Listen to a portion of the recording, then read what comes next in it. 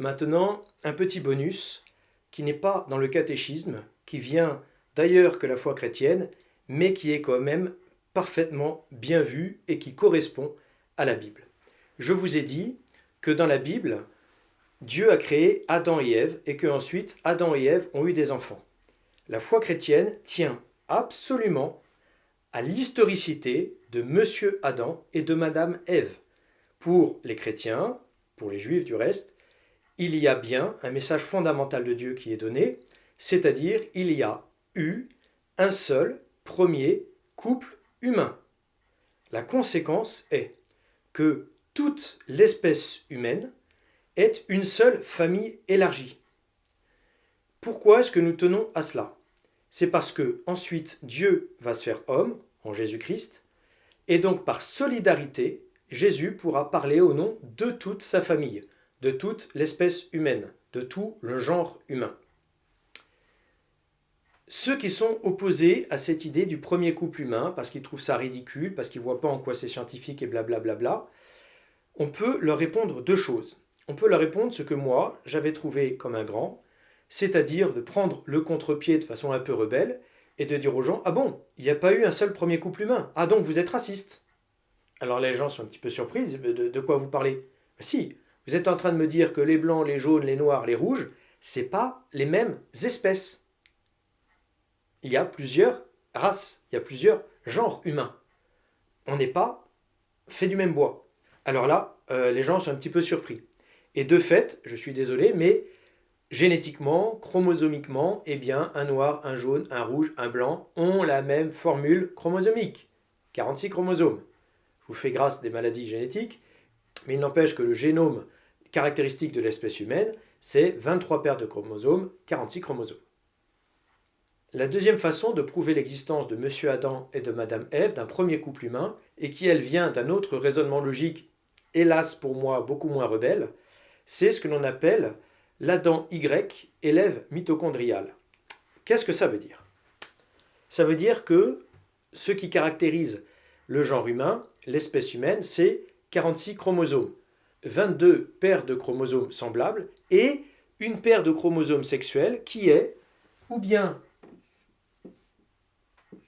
XY pour le garçon ou bien XX pour la fille.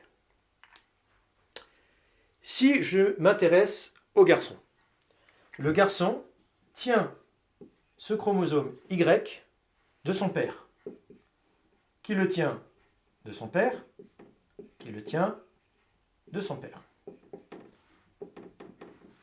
Et ainsi,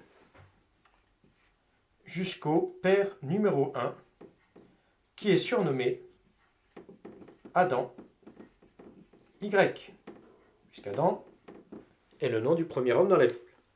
Mais vous voyez que logiquement, s'il y a des garçons sur Terre, c'est parce que le chromosome Y s'est transmis. Et donc, logiquement, il y a bien un premier chromosome Y qui a été donné. Le raisonnement pour les femmes va se faire un petit peu diversement. Car ici, on sait que la mère a donné le chromosome X, le père a donné le chromosome Y.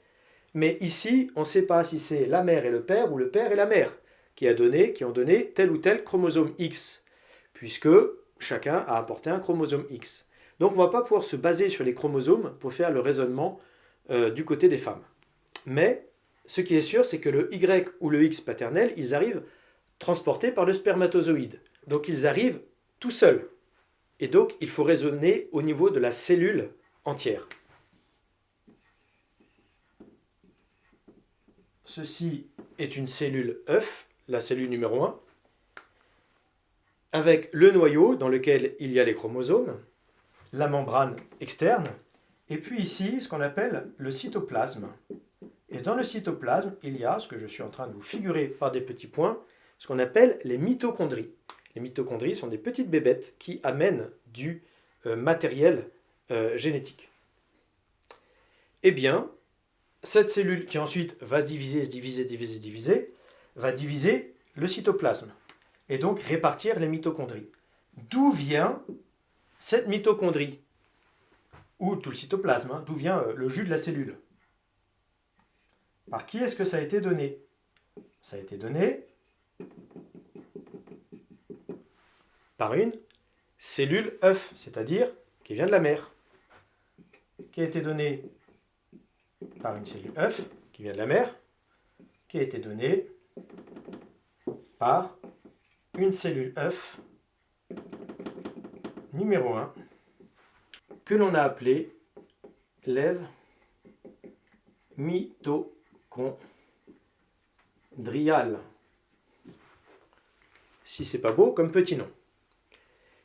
Et la logique veut, puisque nous existons, que Monsieur Adam Y et Madame Ève mitochondriale se soient croisés, et se soient même croisés d'assez près, si vous voyez ce que je veux dire, pour pouvoir engendrer des enfants et transmettre la vie.